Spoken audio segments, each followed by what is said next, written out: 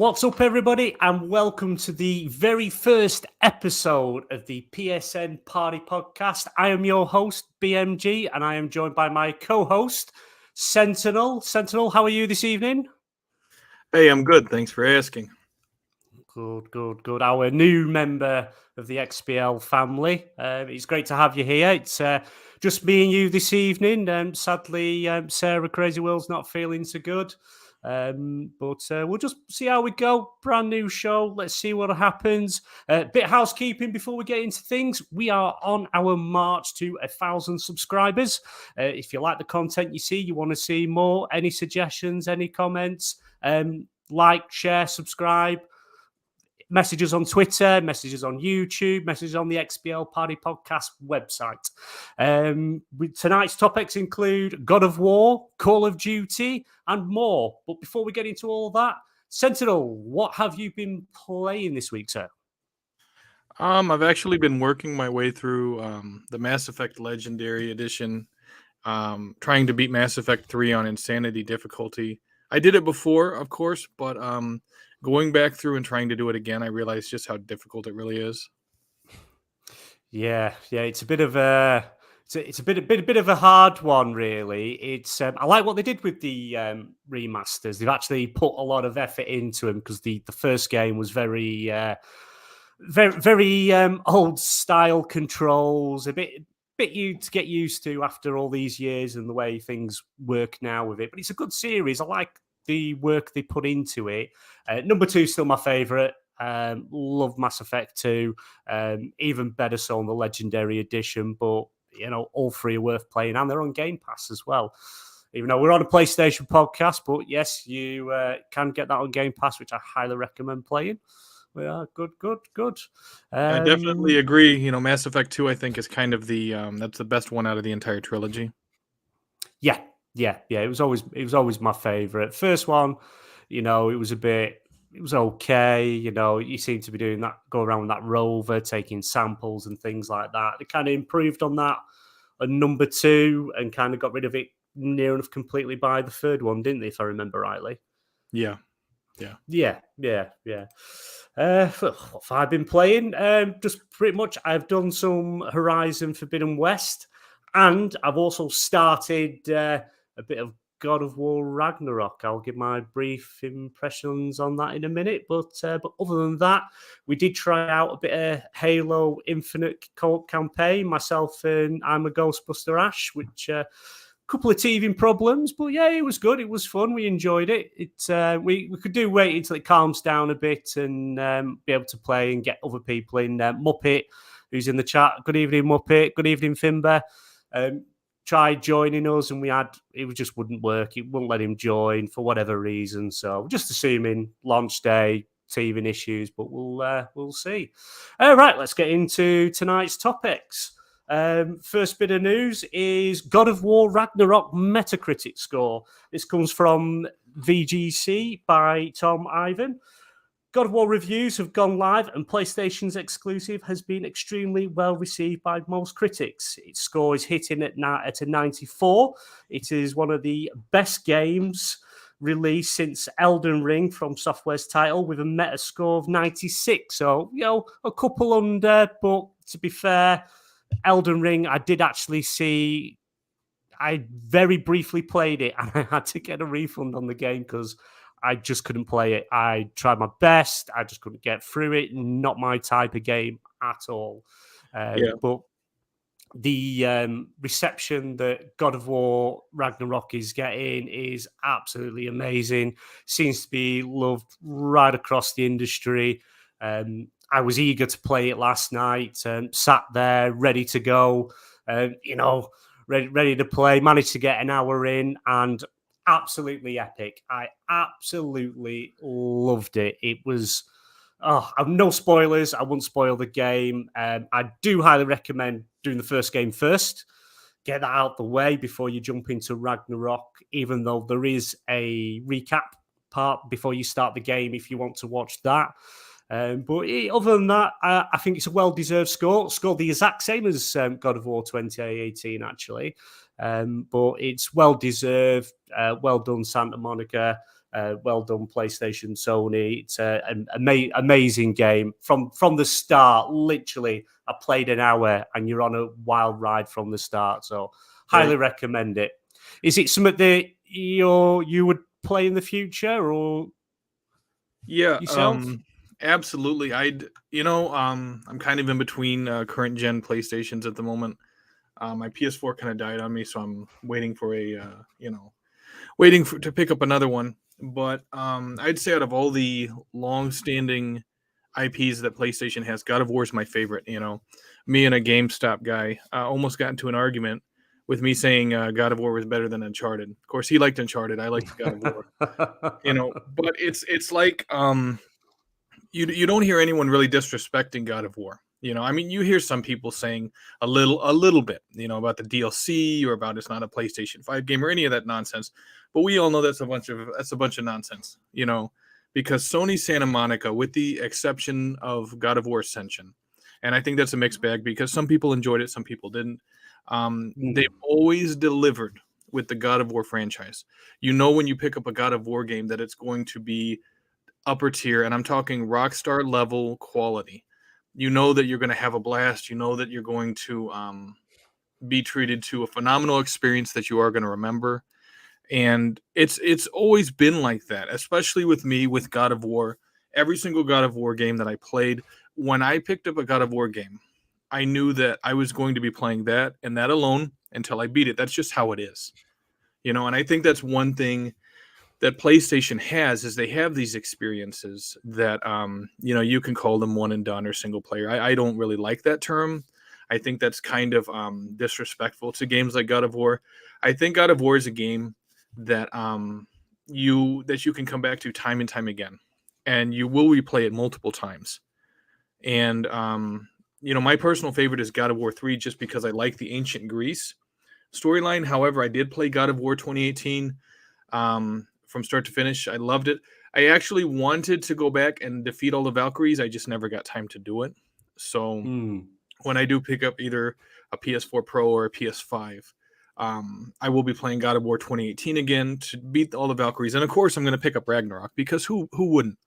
It boggles my mind that you have 20, 30, 40 million PS5 consoles out in the wild. You got over 100 million PS4 consoles out in the wild, and not everybody has played God of War. It blows my mind because, like I said, in my opinion, this is the best franchise that PlayStation has right now.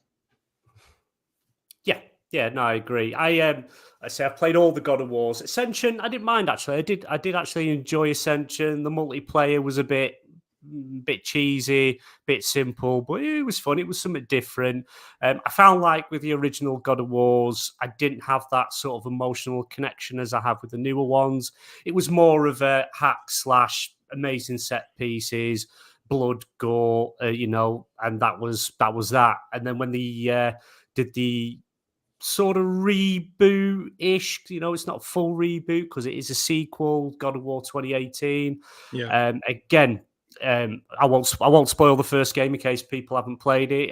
But even again, from the outset, you're being hit with what's gone on, these emotions, this connection of father and son, the loss of a mother, and then literally you just boom, hit straight into it. Amazing fight scenes, and all the way through, you just hit from one thing for another, and the whole of God of War 2018. The actual main thing that you're actually doing, it's not a spoiler. It's kind of, you've seen in trailers.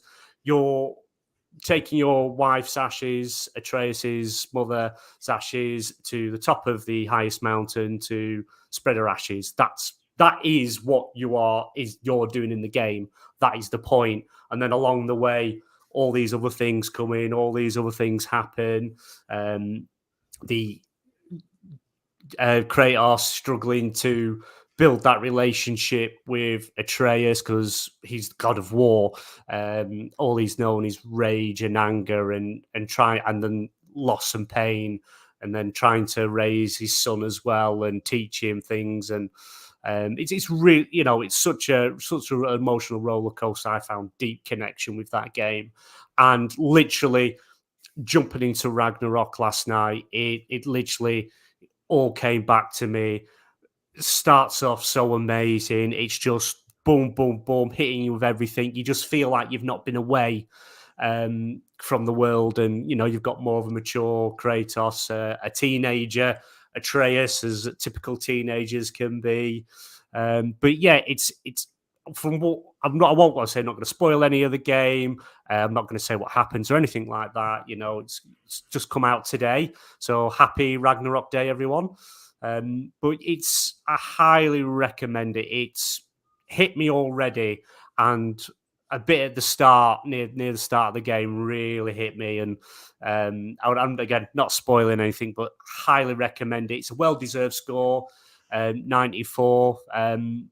I did think it was going to hit it between like 9. I think 1991. I was thinking originally, but well deserved. And I hope everyone gets a chance to play it. It's a really good game.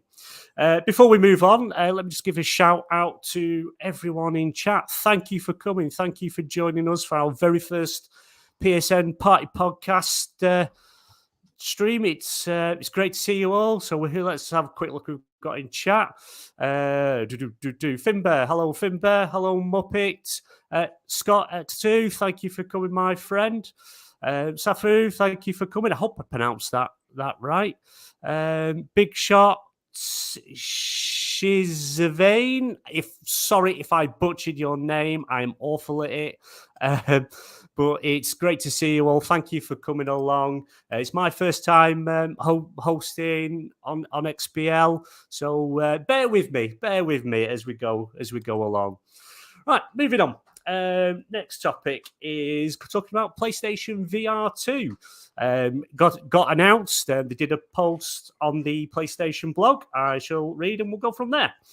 Over the past several months, we've introduced PlayStation VR2 and provided glimpses into the next generation of virtual reality gaming, which will allow you to escape into new worlds while feeling a groundbreaking sense of immersion. Today, I'm pleased, obviously it's already been announced, so we're a little bit behind because it's our first show. I'm pleased to announce that PlayStation VR2 is officially launching February the 22nd, 2023, and pre-orders go live on 15th of November, which is from 6 days' time. Their recommended retail price for America is $549.99, Euro $599.99, and pounds $529.99. That does include the headset and the VR2 Sense controllers, as well as the stereo headphones, which I'm assuming is just going to be the plug-in things. So it's definitely priced higher than an actual digital PlayStation 5. It's quite on the steep end. It is a premium product, and I think they manufacture 2 million, which they're expecting to sell a big chunk of them. But looking in today's climate, the way things are, inflation, and the cost of living's gone through the roof. If you haven't got a PlayStation 5, you're going to have one of them as well, because it is actually tethered by one cable. I want it. I really do want it. But realistically, looking at what the price is, what they've actually announced, we'll come on to the games that they've announced that are launching with the console, with the headset. It's I don't think there's enough there that would make me pick it up. I would love to try it. I'd love to play it, but I just think the price point in the way things are is too high. I do. It's if you take PlayStation VR 1, because you kind of had to buy everything separate. You had to buy the camera separate, the Move one separate. The only thing it came with was the stereo headset, the headphones, the earbuds.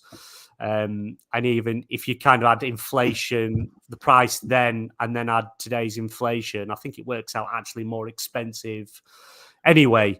So, is it priced right? Possibly, yeah. Is many people going to be able to afford to pick this up over the holidays? Pre-order this, pick it up early next year? I I think they should have come at a low price. I think they should have come in maybe 449, take a loss, hopefully get some really good first party games to push the headset, and then, like they've done with the PlayStation 5, maybe try and put the price up like the Quest did. But I think they are kind of pushing themselves out, and I really do think they're overpriced. What do you think of the headset? Have you seen any of the specs? Yeah, I know the PlayStation VR2 has they fixed a lot of issues that they had with the original PlayStation VR. Now I know with the original PlayStation VR there were enough complaints for Sony to officially address it about people having vertigo and eye pain, and also people who wore glasses. It was difficult for them to wear the headset. And PlayStation had addressed this afterwards, saying that the next iteration of VR that they released for next generation consoles, and again, this statement was made last generation, they said that it would be taking into consideration a lot of the problems that people had and using a lot of innovative technology to deal with that. The vertigo, the eye pain, stuff like that, to make the whole experience much more user friendly.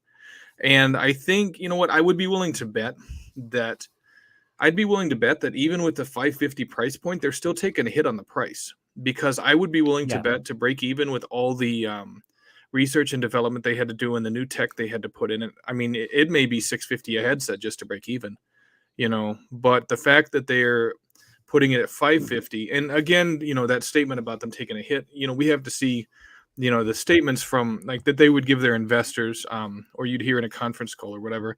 I don't have those in front of me, but it's like, it's very likely that they are taking a hit just to get those in more households at a price that's low enough where people would consider it. Because if you got a headset for $700 or $800, even the people that would consider 550 are now kind of like, well, I'm not interested in that because that's way too much. I'll wait till it comes down in price. So they know they have to get PSVR2 in the door. They also have a problem with the original PSVR games, because you can't play original PSVR games on the PSVR2. There's actually a Forbes article written by Paul Tassi about this, because they said they want all of the new VR games to be truly next generation virtual reality experiences, and that's why you can't play the old PlayStation VR games. So for people who had the PlayStation VR from the PS4 and they bought all those games, you can't play those on a PSVR 2. You have to buy all new games. So it kind of feels like the $550 price point, and the fact that this is truly not backwards compatible at all, it has it going against it. I think it's gonna be something that we have to keep an eye on in the long run. But I think people that really like VR, people that really enjoy VR on PlayStation, it's going to be something that they'll pick up, and they'll pick up a title here and there. They may also keep a PS4 Pro with the PlayStation VR if they enjoy those titles that much. It's kind of frustrating, though, from a gamer's perspective, because you can't buy a PSVR 2 and get to play all those games, because they're not letting you do it. They want next-gen only experiences. So it's a good thing. I think a lot of people are going to enjoy it, but it also has significant negatives to it.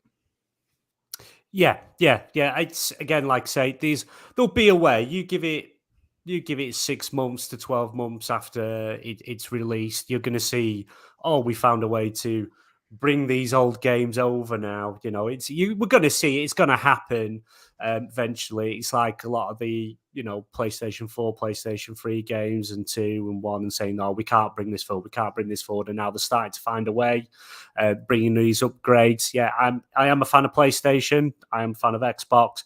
I don't agree with paying for upgrades.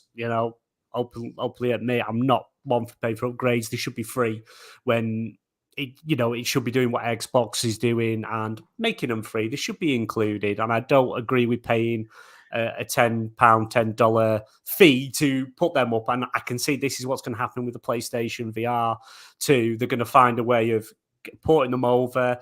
I don't know how easy or hard it is, because the original PlayStation VR, you needed the camera, and it relied on the sensors on the visor and the Move ones that had the little glowing balls on top. That's how it tracked. That's how it tracked you for the games. Whereas the PSVR 2, it's inside-out tracking, eye tracking, and hand tracking with the the DualSense VR2 controllers. So I don't know how it would work or how complicated it is, but surely if a lot of these games are already on PC, on the Oculus, on the Vive and stuff like that, on the Quest, so surely they'll be able to convert it over when they got it from that to go to work on PlayStation. Surely it could work the other way around. It might take a bit of money, but they do keep picking up these different studios that specialize in different things. So it'll be interesting to see if they, some point down the line, they pick up another studio that specializes in porting VR games. So I think Insomniac, if I remember rightly, they were doing a bit of thing for VR, wasn't they? They were sort of making VR games. Yeah. So maybe they could call on some of their expertise or something to figure it out. There'll be a way to do it. It can't be that complicated, surely. I'm not a game dev or anything like that, so it's all right me to say it's not that hard, but I don't actually have a clue. I just don't believe in what they're saying, and I think it's like standing on a rake, if you will, to say, yeah, we believe in generations and all that lot, then walk back on that on the, oh no, we'll keep going working with PlayStation 4, and now we're moving on to VR2. It's like, nah, see you later, VR1, you're gone. But yeah, we'll see. I have a list here from VGC posted by Chris Scullion. I hope I pronounced your name right. Sony has announced 11 new games set to arrive on PlayStation VR sometime in 2023. The games which are described on the PlayStation blog are being available after PlayStation VR2 launches on February, include a spin-off base of the Dark Pictures anthology. Do you remember... Oh, God, what was that game called? They did the roller coaster game on PlayStation VR. It was a launch game. I don't remember. My son was the one with PSVR. He loved it, but Until Dawn. Yeah, I don't remember. Yeah, they did Until Dawn. Brilliant game. If anyone hasn't played it, I highly recommend it. I do think it's on In fact, it is. It's on PlayStation Plus extra tier.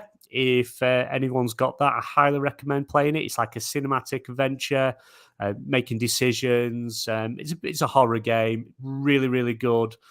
Multiple outcomes. You can play it through multiple times. Really, really good game.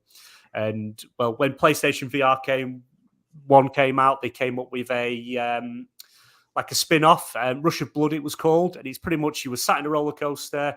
The roller coaster going around this horror house. You had two guns and you were shooting clowns and things like that. It was a good experience. It was a bit freaky. Really, really good experience. But they are making a game called the Dark Pictures Switchback VR. Again, it's a same sort of game. It's a fast-paced roller coaster action horror shooter where players will shoot weapons at enemies while riding along the rails. Pretty much the same what came out in 2016 for PSVR 1, but obviously for the PlayStation VR 2, so that'll be interesting. Other games include Crossfire Sierra Squad, a VR first-person shooter developed by Smilegate. Crossfires, that's the one that Xbox got on Game Pass, wasn't it, where it was part of the single player and a bit of multiplayer, and it didn't go down very well. In fact, I think it was awful. And I think people dropped off it super quick. I don't think it was enjoyable. I think there was a lot of issues with it that still haven't been fixed. From what I can remember, because it feels like a lifetime ago that game came out, but I think it was earlier this year, late last year. Yeah, I remember people talking about that for all of like 20 minutes. It fell off pretty quick. Yeah, it did. Yeah, they made a big splash about it and this big song and a dance about it, and they never mentioned it since. So it kind of gave it away a bit. There was something wasn't quite right when they stopped talking about it, didn't advertise it. It was like something's not right here. What else we got? The Light Brigade, a single-player roguelike developed by Funkatronic Labs, which will be at a cross-buy between PSVR and PSVR 2. That is the first one that I've seen say that. So, that's interesting. Yeah. Cities VR Enhanced Edition, a VR adaptation of the city building game Cities Skylines, currently already available on the MetaQuest, as well as on consoles as well. You can buy that, and I think they are. You'll find them in a subscription service as well. What else have we got? Cosmonius High, a school-based game developed by Alchemy Labs, the creator of Job Simulator, currently already available on Steam VR and Quest 2.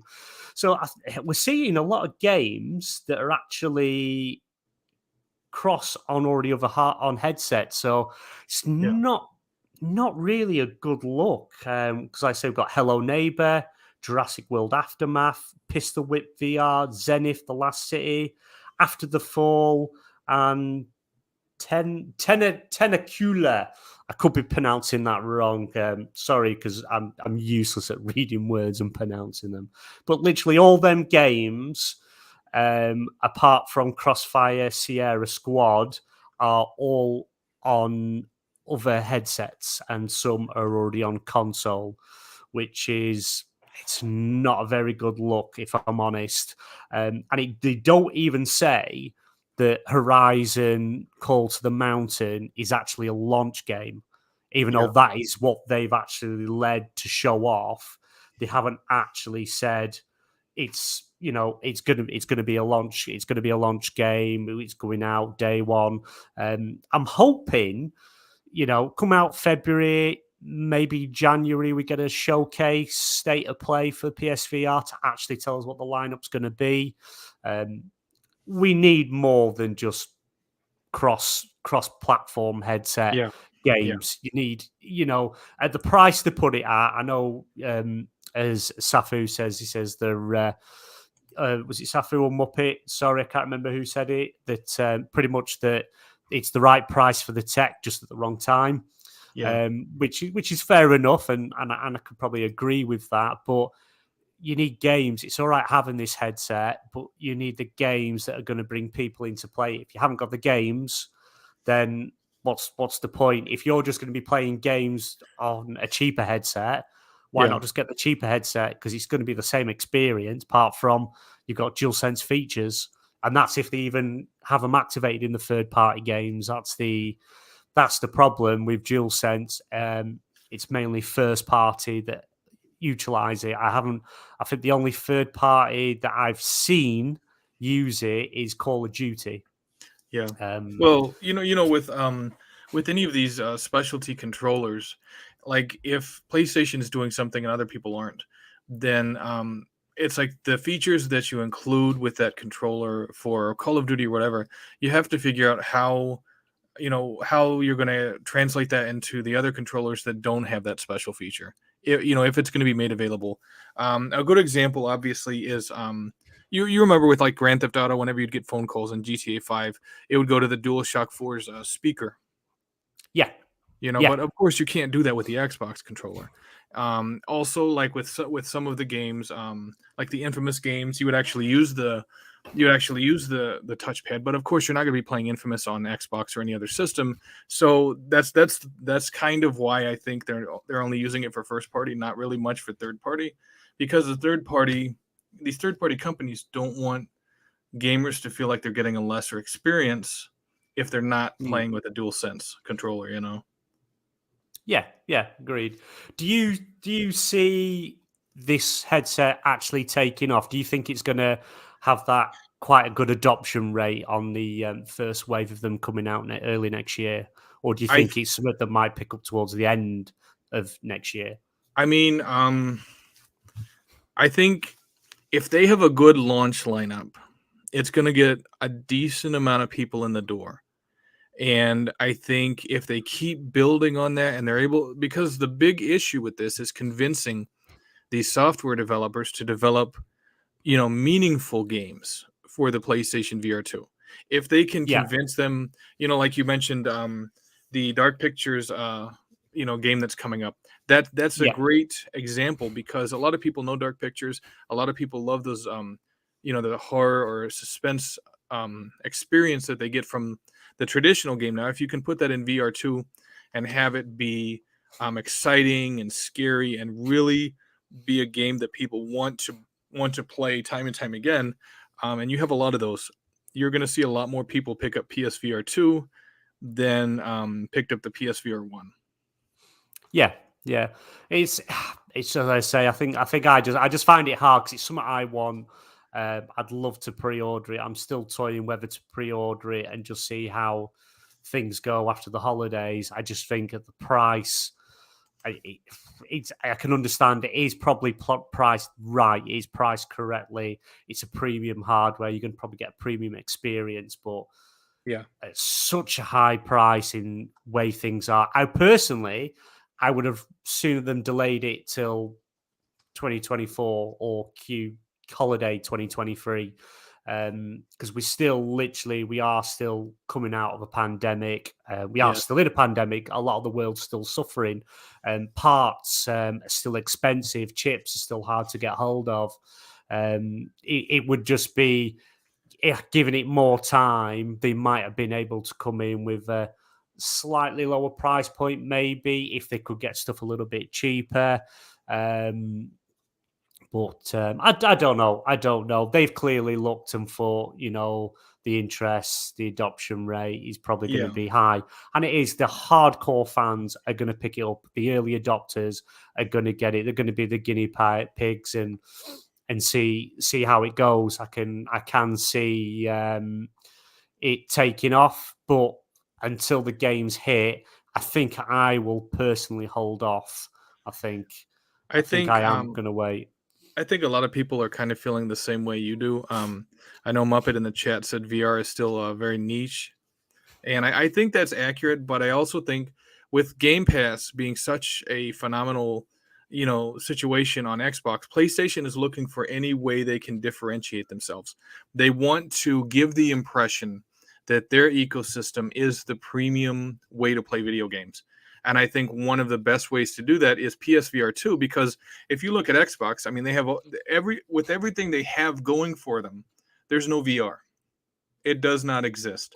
So for PlayStation to say we have PSVR 2, it's new and improved, and we have all these launch titles, and we have 15 new titles that are in development that'll release within the next 12 months. It's going to help to draw a lot of people that might have been on the fence towards PSVR 2, because they're going to be like, you know what? I love my PlayStation 5. I feel it's the premium gaming experience, and PSVR 2 is a great addition to that. Yeah, definitely. It's going to be one of them. I do want it, and I will pick it up eventually. I'll probably wait further down the line and just to see what happens. Because as it stands, I couldn't afford it right now. Even if I was determined to get one, I'd probably have to sell one of the children to cover the cost. but no, we'll see. Just another quick shout out. Hello, XBL, our other rival to the PSN Party Podcast, XBL Party Podcast. I'm sure we're gonna have some good times. But yeah, great to see you. It's Stubbs Gaming. Thank you for coming in, sir. Hello, and boy, yes, everyone getting on the old God of War train. But right, let's move on. Might as well, while we spoke about Call of Duty, we might as well go there next. Activision Blizzard King had their earnings call. Following a 3-year period in which Call of Duty reached well over 500 million players and delivered a step change increase in engagement and player investment, these launches mark the start of a new era intended to take the franchise to new heights. Activision is looking forward to building on its current momentum in 2023, with plans for next year including the most robust Call of Duty live operations to date, the next full premium release in the blockbuster annual series, and even more engaging free-to-play experiences across the platforms. There are more to that, so if you want to read the full article on the earnings call, go ahead. But the reason we've picked that bit up, because Jason Schreier over on Twitter, he absolutely, let me find it because I have just clicked it off, actually posted a statement himself on there to what it's relating to, because everyone straight away jumping on yeah, we're getting a new Call of Duty in 2023. That's what's happening. That's it. They haven't delayed next year's, and that that's where it went. Yes, I am. Sorry, Stubbs. Yeah, I am sounding a bit better. Thank you. I'm still a bit under the weather, but we're plodding on. We're plodding on. So Jason Schreier has posted this on Twitter to that statement that I just read. It says, let me make this super clear. The next game by Treyarch is coming out in 2024 because people thought Treyarch's game would be coming out next year, with the earnings call mentioning a premium Call of Duty coming out in 2023. Next year, there'll be a Modern Warfare 2 premium paid expansion by Sledgehammer. It's supposed to have lots of content. Maybe that's why they're calling it a full release, but all it is an expansion to Modern Warfare 2, which he got raked over the coals for. But yeah, I did see this. I did see him getting a lot of stick online saying, no, it's a new game, So he did clarify. How do you feel that if it's going to be a full premium release, it's going to be a minimum of $70. How do you feel that price point for an expansion to Modern Warfare 2, saying in an earnings call, it's a premium new game? Oh, Jesus, that's rough. I like Call of Duty a lot. I think right now Call of Duty has pretty much edged out Battlefield as my favorite military shooter. But would I pay $70 for an expansion? It's difficult because Call of Duty is notorious for having 6-hour campaigns. I'm obviously not paying $70 for 6 hours. So No. if it's coming out and it's going to be $70, it had better have substantial single player content and a bunch of other stuff with it. If it just came out, a 6-hour campaign add-on, I'd pay $20 for it. I wouldn't pay $70. Yeah. It just seems like it's like that. Obviously, Bobby Kotick is still in charge of Activision Blizzard King. The sooner he gets out, the better. He's toxic. Yeah. He's probably one of the most worst human beings on the planet. But doing it this way, showing investors, look, we're going to win a new premium experience, putting it across that way, making people think it's going to be a new Call of Duty. It's going to be a new Call of Duty. I can see it's rather going to be a digital expansion, or they're going to release, obviously, as a standalone game, but it is just going to be a part of Modern Warfare 2 to try and sell it across as a full new experience, when really all it is an expansion. And $70 for an expansion is, especially with Call of Duty, because I haven't done the story. I don't know how the story goes in Call of Duty Modern Warfare 2. I do believe it kind of shows that it could carry on.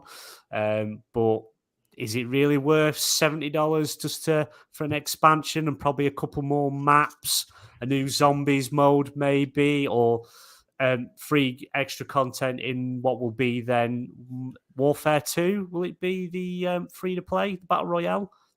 Yeah, I believe so. And I want to use this as a comparison. You're paying $70 for like a 6-hour expansion in theory, or you can spend $60 and buy a $150 game. Mass Effect Legendary Edition, 150 hours worth of content, $60, or $70 for 6 hours. I mean, take your pick.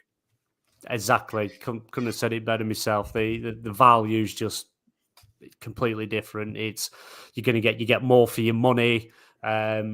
And it's worth every penny. What Mass Effect Legendary Edition, I would have paid double the price for what they offered, what they give you, for what is in it. I know they took the multiplayer out. I wasn't a big fan of the multiplayer anyway, but all the DLCs, the games, and the detail that's going into it, worth every penny. But Call of Duty, I was in two minds. I was thinking about picking up the Modern Warfare 2, thinking, well, it's going to be a 2-year game.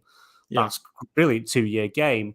But to hear, it's a 2-year game, but you're pretty much going to have to pay full price again next year to get some additional content. It's like, you've lost me. That's it. I will not get it. I will not pick it up. I won't just pick it up on holiday. It's going to be like half price. Do the actual Call of Duty games go on offer though? Because I've never really seen them go cheap. Even Yeah, the older games. yeah. Right when it was Battlefield 4 and Call of Duty Ghosts came out. They came out like 2 weeks before. In America, it's Black Friday. I don't know. I don't know if you guys have Black Friday in the UK. Yeah, we But do. Yeah. they came out, $60, both of them full price when they released. Like 2 weeks later, Black Friday, they were both like $25. Right. Okay. Okay. So yeah. So they do sort of go on a discount and then don't they? I've never really seen them from because I tend to have a look on the sales, Yeah, PlayStation, Xbox, because they've always got something going on when it comes to seasons and things. And it's yeah, Call of Duty is the ones I've never really noticed get discounted. Maybe the odd 10%, 20%, maybe on older ones, but nothing on the recent ones at all, to be honest. Which maybe that could, I'll say, it's probably going to change if Xbox acquire Activision Blizzard King, then maybe they'll just as well as putting a load on Game Pass, start putting right. them on sale, start selling them a bit cheaper. Who knows? Who knows? But I do believe with that at the moment, the ABK deal, the EU Commission have announced they've actually moved into phase 2 now, so that'll be interesting to see everyone go nuts online and all these theories. And our good friend Luke Steele gonna have to go on 1,000 podcasts to, Yeah, get out his whiteboard to draw diagrams on to, show how it all works and what actually happens, instead of just people sat there saying, "I hear what you're saying, but I don't yeah. think that's going to happen." So we'll see, Well, it's But it's yeah, good news for PlayStation gamers because Phil Spencer pretty much said, "Hey, as long as you guys have a PlayStation, you'll have Call of Duty on your console." he did. And he actually, it's funny because Phil Spencer has literally said all the way, it makes no sense taking it off PlayStation. You take it off PlayStation, you're literally cutting more than half your player base off, because that is where all the plays are. Makes no financial sense to take it off there. But everyone's hung up on the deal, this 3-year deal, thinking, 3 years, it's coming off, 3 years, it's coming off. That's it. It's that, and that's no, that's not the case. 3 years, and then they will negotiate a new deal, not carry on with the deal that they want, or 3 years or 7 years, 3 years on top of what they've already got Yeah, that was offered. and the big elephant in the room, I think, is Game Pass, of course. And they have the new PlayStation Plus program, and it's like I would argue that Jim Ryan wouldn't even have to, he wouldn't even have to give the game away for free day one on PlayStation. On the PlayStation, I don't even remember what the name of the new PlayStation Plus thing is. It has like 3 different tiers. I would say for like the top tier, say, hey, you know what, you get the new Call of Duty for an entire month for free. And the Yeah, middle tier, hey, you know what, you got it for 2 weeks. And then the bottom tier, hey, you got it Friday, Saturday, Sunday. And what that would do is it would get them in the door. It would allow PlayStation gamers to have a taste like Xbox gamers do with Game Pass, and it would inspire more people to check out the different tiers of PlayStation Plus, and it would basically be drawing more people to the service, and it would allow Jim Ryan to actually have it effectively compete more with Game Pass. yeah, that's a good way of thinking. Didn't think of it that way. That's quite a good way of looking at it. I did notice we've not got it as a topic this evening, but the actual PlayStation Plus subscribers are down. Is it 2 million? I think about 4% they've lost, something along them lines. And Yeah, on when this new service that they've actually started, they've actually lost paid subscribers to it, which is unusual. I thought they would actually see quite a big increase, because the yeah, offerings they've got, what's actually on the service, it's really good, some really good games. They've got the Ubisoft classics in there. yeah, A lot of the first party games are now in there. Games that came out last year, so there's a lot of content in there, a lot of stuff to pick from. A lot of Ubisoft games, EA games, third party games, first party games. There's quite a good offering, but it just doesn't seem to be a big song and a dance about it. It just doesn't. They don't seem to push it as how Game Pass are pushing, which yeah, is strange, really, because I would have thought, this is the service you want to push. This is what you want people to subscribe and join and be part of this while still paying $70 for the games as well, which, each to their own. I'd prefer to have everything in a subscription service because it would be cheaper for me short term, and long term in a way, because you've still got access to everything. And all other games. It's not just $70 for one game and that's it. It's $13.99, $14.99 a month, whatever it is, and access to hundreds of games to pick and choose and flick through. And they do have a good offering. The PlayStation really do have quite a good offering at the moment. It does kind of feel like with this new PlayStation Plus, the 3-tier thing, that they haven't really figured out how to market it and how to manage it effectively. It's kind of like they're still learning. You remember in the first days of Game Pass, they were kind of figuring out what they were doing. Yeah, trying to work out the kinks. It kind of feels like that's what they're doing right now with this new PlayStation Plus 3-tier system. And I don't think that I don't think that they're going to fail. I think they're going to make some mistakes, and hopefully they'll learn from those mistakes. I think they can bring it to being able to more effectively compete with Game Pass. But something that PlayStation has to absolutely do is they have to listen to their fans. They've developed kind of a negative reputation about not listening to their fans and what their fans want. But with something like this, you need to know what the fans think is valuable, what the fans think doesn't make a lot of sense, and they need to take that into consideration and adjust accordingly. Yeah. So I've just seen Muppet said in chat, it says, it's all games that people have played before and some Game Pass I've already played. That's true. You're going to see a lot of crossover games that are in one service and then in another. But you've got to remember, not everyone has access to both consoles. Yeah. A lot of people are on one or the other. So it's all right. You say, on Xbox, you've got access. I've already played half these games. But if you only have a PlayStation, then you haven't played them games more than likely, or you played them when you bought them here and there, but now they're in a subscription service. So it's, I still believe they're going to be day and date eventually. I don't think it's going to be anytime soon. I think by 2026, maybe will be day and date. But we'll see, because he's kind of still getting this console exclusivity. I think while they've still can get these third party games on these deals where they're either in the subscription service or they've got them for a limited time before they go anywhere else. I think they'll just keep doing that until they get to the point where they're going to have to move them over because less and less people are buying the games. But while the hardcore's doing it, there's going to keep on moving with it. And where was it? Speaking on the exclusivity, we might as well just swiftly move on to the Final Fantasy 16. This news article is from VGC by Andy Robinson. Final Fantasy 16 will be a PlayStation 5 exclusive for at least 6 months after its summer 2023 release. That's according to a new marketing video published by Sony on Monday, which features Final Fantasy 16 footage, along with a disclaimer: Final Fantasy 16 is anticipated summer 2023, PS5 exclusive for 6 months. So, that kind of says that a lot of people are thinking, it's coming to Xbox. 6 months, it's coming to Xbox. Yeah, but remember Final Fantasy 7 Remake. Yeah, still hasn't come to Xbox. Yeah. And you know what? People had said that wasn't even really PlayStation. That was Square Enix choosing that. Yeah, I've heard it was more of the kind of had... Obviously, PlayStation gave them a lot of money towards help doing it. And I think they've literally just, instead of like, right, we'll make it for PlayStation and do Xbox alongside, they've just kind of not done it. And then I think after the deal's expired, because I do think that deal's expired, they've just turned around and gone, can't be bothered. Why bother?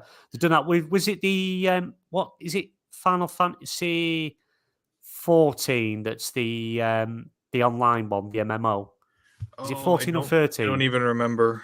Or 12. There's been so many of them. Many. Yeah, whichever one's the... if chat can let us know, if you can let us know on that one. I think it's 14. But I can't be 100%. Well, the whole interesting thing about Square Enix is how, no matter how good games outside of their Japanese studios did, it just wasn't good enough. But with games and franchises like Final Fantasy, I mean, they could technically do half the numbers, and they're still satisfied with them. Yeah. They're not asking any questions, and it almost seems like the writing is on the wall as far as PlayStation and Square Enix. I know a lot of people don't say, are like, well, I don't really know if anybody should be acquiring any more big developers or whatever, but it kind of feels like Square Enix doesn't know what they're doing as much. Like, not the developers, but the bosses running the company. And PlayStation, for the most part, they do know what they're doing with their companies. And I think that Square Enix would benefit greatly if they were acquired by PlayStation and they had that oversight coming from PlayStation to try to fix some of those issues. Yeah, I think that's kind of what they're trying to do. They sold off all the Western division, told them to embrace to probably concentrate more on the Japanese side, which they came out and said, they're the sort of games we want to concentrate on.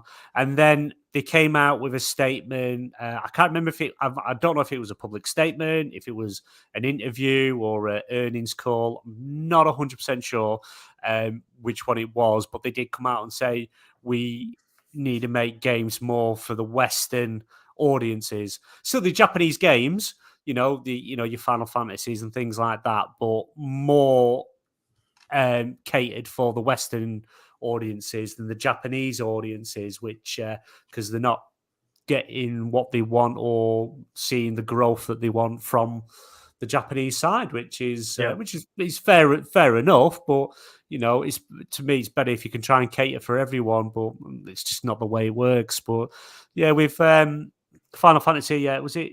I can't remember. Did someone say in the chat? No, I can't. Still, Final Fantasy has. Yeah, I can't. No one's put it on there yet. But whichever the online Final Fantasy is, the creative director of the online game was actually asked if it would be coming to Xbox, and they just said they haven't got the resources to do it. So it's like, okay. So he said, it's a possibility. We thought about it, but we just haven't got the resources for it, and they just didn't do it, which is strange, because it's like, again, it's another audience that people want to play it, people want to do it, but they haven't got the opportunity because they've got Xbox and they haven't got PlayStation. I know it's on PC as well, but again, not everyone's got a PC. I've got a PC. It's a potato. It's held together by dust. It's that old. Right. Literally, it's that old, and it's about as good use for this. I'm a console gamer. I'm unfortunate to have both the Series X and the PlayStation 5 because of my good wife.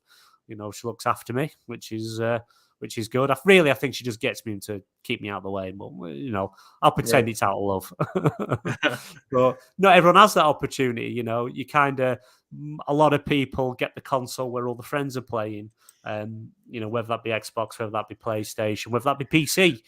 So, it'd be nice if like these sort of games could be accessed everywhere, but we shall see. We shall see. But with the Final Fantasy 16, the 6-month exclusivity, I really do think that is just related to it coming to PC in 6 months.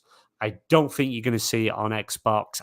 And if you do see it on Xbox, you'd be lucky if it's within the next 3 or 4 years. I just really don't think they're interested in having the Final Fantasy series on Xbox consoles. Yeah. Which is strange, because was it XO20, one of the big shows where they actually announced with one of the creatives of Final Fantasy bringing all the old games to Game Pass? They made a big song and a dance about it, bringing the older games over, and then some of them didn't even materialize, and then it's just literally they don't want it anywhere near us. Anywhere near the Xbox. Sorry, not us. Xbox. Yeah, it does seem like some of those fell through, and I think that's kind of where PlayStation has a clear advantage, because they do have a lot of those. They have a lot of those JRPGs that Xbox gamers may want, but PlayStation gamers have. Yeah. It's very interesting. It's going to be interesting. They're definitely, Square Enix are definitely setting themselves up to be sold. It just comes across that that's what they're aiming at, because they're also now saying we can't pretty much afford to run our studios, so we're looking for outside investment and things like that. So it's almost like they're positioning themselves for someone to come in, swoop up, buy them, and get it off. Obviously, whatever the parent company of Square Enix is, umbrella, they just want to get rid of it by the sounds of it. But I think they do have that better relationship with PlayStation. Probably would be better with PlayStation, but because pretty much near enough most of the games Square Enix does is on PlayStation or PC. They don't. There's not that many that come to Xbox. I know you had Avengers, I know you had Guardians of the Galaxy, but again, they're licensed games by Disney, Marvel, so they were probably told they have to go on everything. I would assume, especially games like that. But it'd be interesting. It'd be interesting to see. We'll see what happens with Final Fantasy. Anyone that's thinking it's going to come to Xbox in 6 months after release, you don't because it's not going to happen. It's going to be on PS5 only, which they have come out and said. So we are starting to see now these games come out for current gen consoles. They're slowly leaving PS4, Xbox One behind, and more moving over to just the newer consoles now. Which, but I am seeing. Where was I the other day? I was going past one of our local game stores, and they had the Xbox One X. That was at Scorpio originally, the more enhanced one. More secondhand, more expensive than the Series S brand new. I think it was.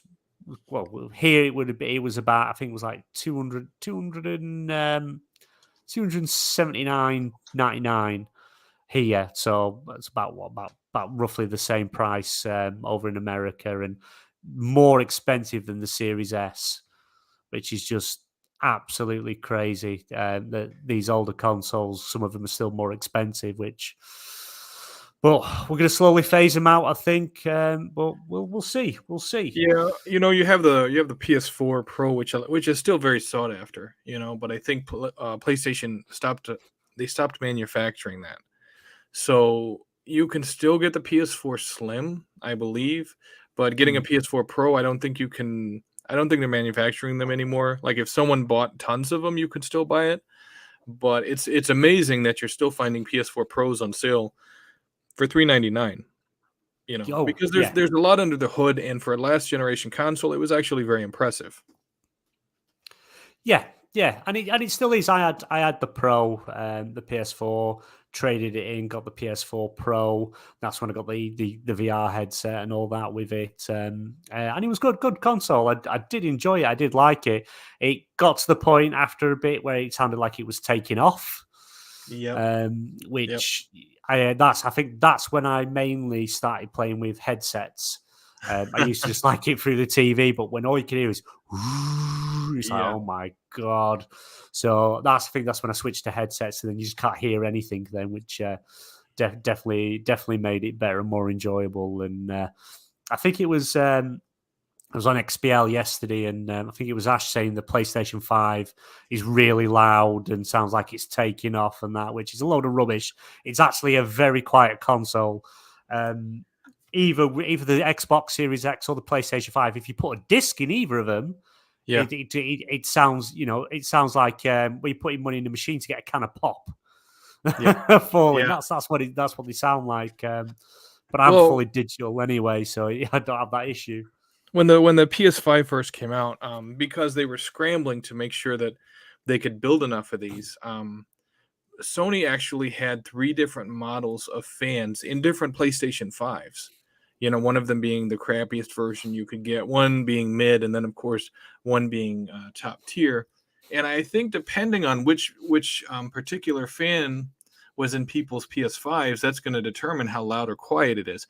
And a lot of people weren't tracking this. I remember reading it a few months after it came out. I don't remember if it was Digital Foundry, another one of those people, one of those groups that does analysis of something like a game system or how a game runs. But I do remember it was actually out there, and Sony admitted that there were 3 different types of fans in their PlayStation 5 consoles. And I think when you have 3 different levels of quality, it's going to have some people saying, hey, mine runs quiet, to other people, mine runs like a vacuum cleaner. Yeah, mine's the middle one. Out the 3 SKUs that they brought out, mine's the second one. Because I remember that because they changed the on the stand. There's like a little screw, and on the first one you needed a screwdriver to get it in and out. Whereas on the newer one, the middle tier, I don't know what the latest one is. It was like you could just put your hand in and turn it. So they made it a lot easier. And made it a little bit bigger so you didn't lose it as easy. So that's how, and then check the serial number as well. And it turns out, I've got the middle one, which is fair enough. But to me, it's whisper quiet, very quiet. I was playing God of War, and it literally was silent the whole time playing it because I kept taking my headset off just to have a listen, just to see, because obviously with an intense game and the way they do it, because there's no loading screens or anything. It's a fixed camera that's following you all through the game. It's like it just keeps on going. Same with 2018 as well. It's that fixed camera. The only time you have a loading screen is if you die, and that is it. And even then, it's literally on the PS5. It's half a second, maybe a second at most, and then you're back in the game. It's crazy, absolute crazy. But yeah, I do think the fairly quiet is on that side of things. Right, let's move on to a bit of John Wick news. Mr. Wick. Again, another article from VGC posted by Andy Robinson. Hollywood giant Lionsgate has revealed it's in discussions to greenlight a big AAA game based on the John Wick franchise. John Wick is a trilogy of critically and commercially successful action movies starring the one and only Keanu Reeves. Awesome actor. He's an awesome dude. As a retired assassin out for revenge. A 4th installment is set to release in March 2023. During a recent earnings call with investors, transcribed by IndieWire, Lionsgate CEO John Feldmeyer, I've really pronounced that name wrong, but that's his name, Mr. Feldmeyer, claimed that execs were looking to expand on the series' movie success with a large video game project and claimed they have already been fielding proposals. And quote from the CEO, I don't want to get ahead of myself here, but we believe there is a big AAA game to be made out of John Wick. He said, we've been fielding proposals. We certainly are interested in moving that forward, but I don't want to say anything more about it at this time. So clearly they're in talks about with different developers, I'm assuming different companies about making this game. Who, if you could pick a studio, dev, publisher to make this game, who would you get it and what kind of game would it be? Are we talking exclusive studios or just anybody? Nope, it could be anyone. It's going to be, I would assume, because it's Lionsgate, they're going to want it everywhere. So we'll assume whoever you go with, it's going to be multi-plat. But who would be best fitted for it, that kind of game? I mean, and I want to throw this out there first. I know it's not going to be exclusive, but if it would have been exclusive, then I would have said Sucker Punch, because their work on Ghost of Tsushima was phenomenal. Oh, yeah, nice. I would say, you have to have someone who knows about combat and who is making pretty solid games, and most of their games hit hard, and they really understand how such fluid combat's going to work. The obvious person you're going to go with is going to be Rocksteady, without a doubt. Rocksteady would 100% be the company you'd want to go with. I don't know. I find that I've been watching. Obviously, they made the Arkham series games, which made amazing games. Gotham Knights, nah. Well, Gotham Knights wasn't made by Rocksteady, though. Oh no, it wasn't. No, that was. What was the other team that's part of them? It's like WB Montreal or something. That's it, yeah. But even like on the Rocksteady games with the Arkham, love the Arkham games. I found the combat too slow. Batman, he always seemed. Don't get me wrong, the way he moved and the stuff he did was good, but I found it was a bit slow, a bit clunky. Right. John Wick, I would be seen as a third-person action game. Fast-paced, moving, quick movement. There's I can't quite remember the name of the studio off the top of my head. They made the recent game Sifu, which is Sifu. Right. It's like a roguelike game. Pretty much you start at, I think you're 18 years old. And the Right. idea is it's proper martial arts. And every time you die or get They were damaged, made you by get older. They were made by a French studio called Slow Clap. Then that's it. That's it. I could Yep. think of the word clap, but I couldn't think of that, and I didn't want to say clap. The clap made it. Yeah. I mean, I would still stress Rocksteady, and not because John Wick has to be flipping around and doing all the crazy stuff Batman did, but you look at how phenomenal those games are, especially considering they have to be faithful to the Batman universe, and Yeah. how immersive they are, and how gritty they are, and to think of them doing a game like John Wick. Obviously you could look at a game like Sleeping Dogs and say, hey, what about them? But that studio's gone. Unfortunately, the Sleeping Dog studio is gone. Yeah. So you couldn't have. Hold on, let me see. Sleeping Dogs developer. Let me see. I'm looking up and seeing which one it was, because they're not they're not around anymore. They're called United Front Games. They're no longer active, so you couldn't have someone like that do it. But you'd want a studio that has done a lot of phenomenal work, that has amazing attention to detail. And you could say on paper that a studio from Electronic Arts or Ubisoft could technically do that, but a lot of the Electronic Arts and Ubisoft stuff anymore, it's basically like they're on the ropes in a boxing match, and they're doing everything they can not to get knocked to the canvas, if you know what I'm saying. Yeah. They're at that point right now, so I don't have a lot of faith in them to do a John Wick game right, or to do a John Wick game that doesn't have like thousands of dollars worth of microtransactions and other crazy stuff in there that doesn't need to be in there. Again, I would say Rocksteady. The only issue I could see is that Rocksteady belongs to Warner Brothers.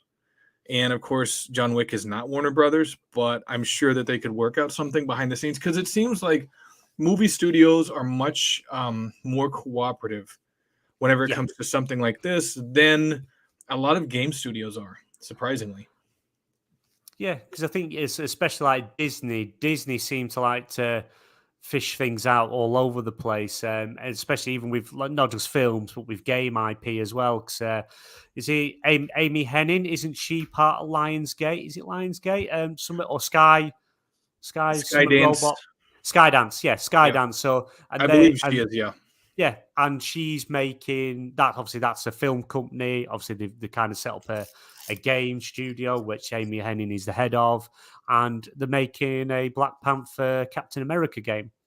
Yeah. So, and I think as long as they keep that, I know everyone loves the open world superhero feel, but I think Black Panther and Captain America, it really should follow a format that's much closer to X-Men Origins Wolverine.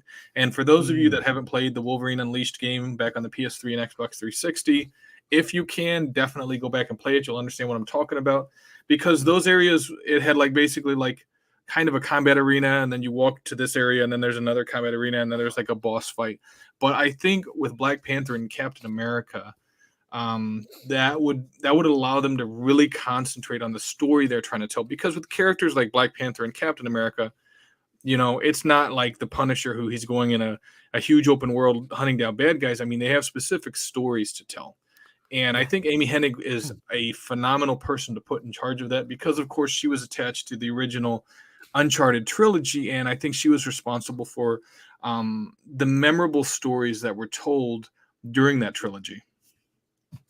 Yeah. It's going to be interesting. I like I say, I'm assuming that they've taken a lot of proposals from a lot of people. They've had a lot of ideas submitted to them on what sort of game it's going to be. You've got to imagine it's going to be like an action adventure with stealth elements, but it's I don't know. It's going to be interesting. It's many different ways it can go. As long as it's not going to be first person. It's like the Deus Ex games. I like Deus Ex. I would have rather had it in third person. I didn't like the first person, then everything else you did in third person, and I found it hard to do stuff, be stealthy, and then like all the fighting and stuff like that, while in first person, it seemed very jarring, and it didn't. I didn't think it worked very well, and maybe that contributed to why the games didn't do as brilliant, because the stories were brilliant in them, the whole conspiracies and things. Yeah. Absolutely brilliant. But we'll see where we go. And I remember when they announced previously there was going to be a John Wick game, and everybody was happy, and then everyone saw what John Wick Hex was, and they were like, "What the fuck is this?" Yeah, a bit of a disappointment that. Yeah. Right, let's just give another quick shout out in chat, because I think we've had some more people come. Good evening, Jinna. Good evening, Redders. Great to see you guys. Good evening, it's Timmy.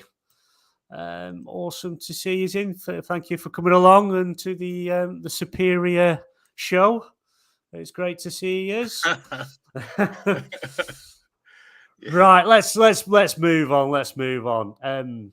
Another article from VGC by Jordan Midler. Hideo Kojima breaks his silence on Abandoned. Turns out he's not behind it. In a statement on his podcast, because he's, I think it's called Brain Structure, he does with Jeff Keighley, which is a bit of a strange one.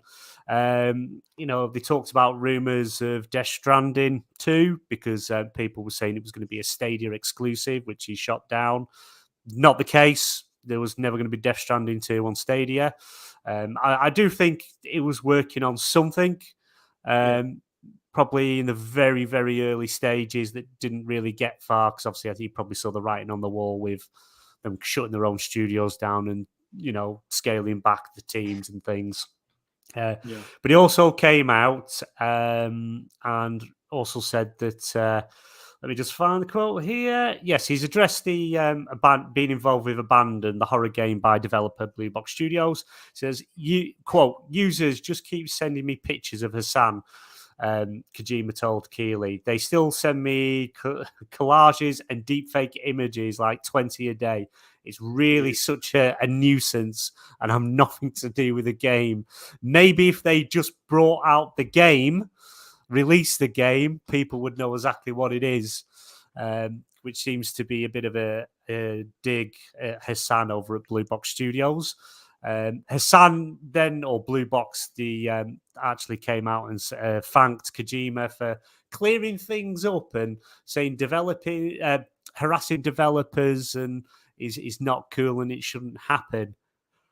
But it's his fault. Yes. He caused it. He teased. It begins with an S. SH is in the title. He did everything to tease it being something related to Kojima, and it well and truly backfired. Yeah. Well and truly. I don't believe there's a game. I don't think the game exists. I think this prologue that took him years to make is just a load of rubbish. It's literally nothing. You load this prologue onto PlayStation 5. Yeah. You see someone's legs and feet walking across some wooden boards, and that's it. Is literally that is it. And looking back at checking him out, Hassan, looking at what games he's actually done, the amount of games he's been coming out and never came out, they've just folded, they've been cancelled. It's just, I just still don't understand today how he got a place on the PlayStation blog, got an announcement, got onto a PlayStation showcase. It just doesn't make sense. And I think it's strange. I think that's why people thought it was related to Kojima, with the teases by saying it could possibly be Silent Hill and that, and Hassan's name in Arabic or whatever it is spells Kojima and stuff like that. It's just absolute nonsense, absolute crazy.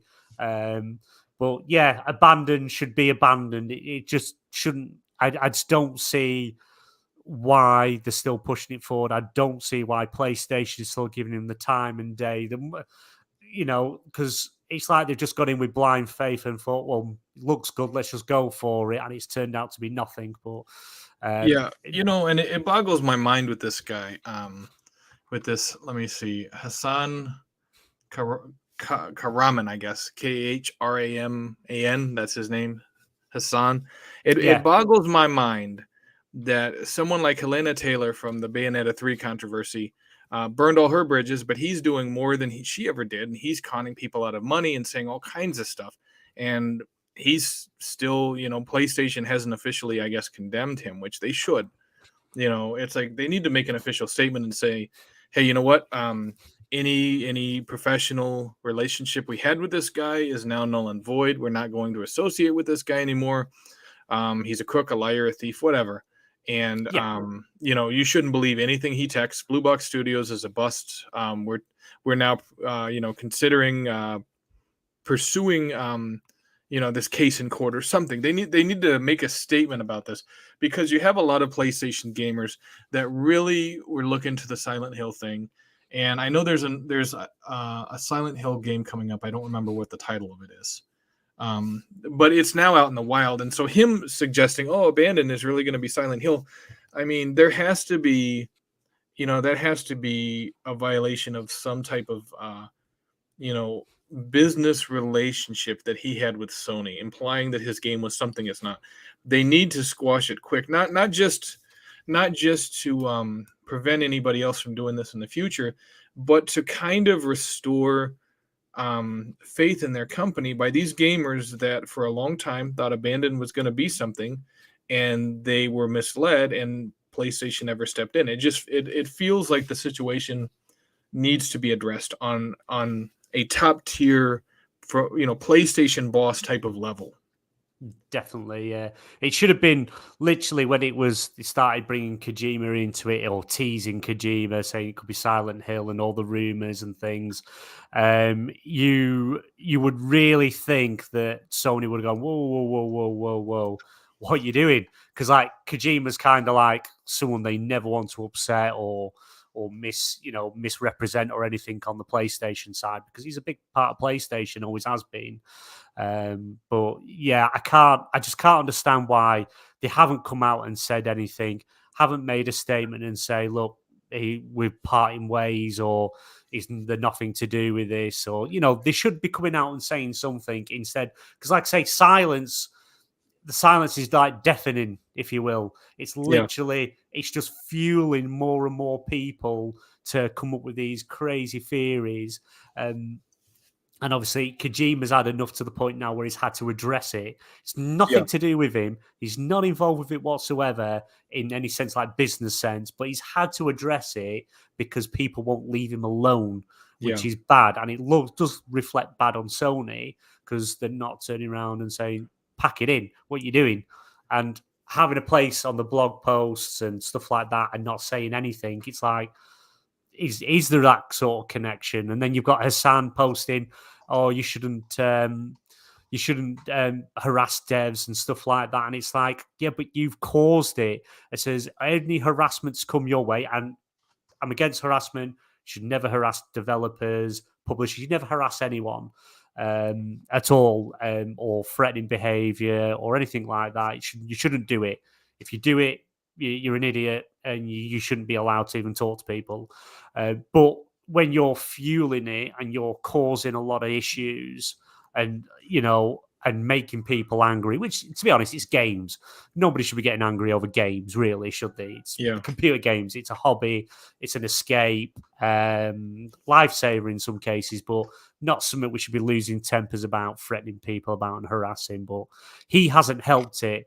But I would say the kind of buck stops with PlayStation, because by saying nothing, giving them the coverage they have, it's almost feeding them rumors that there's some truth to it. But hopefully now Kojima has come out and said, it's not true.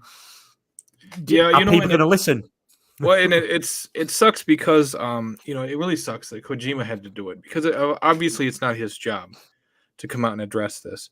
But after all that Konami put him and his team through at the the latter half of the development of Metal Gear Solid 5, and everybody knows about that and how they wouldn't let him go to the Game Awards.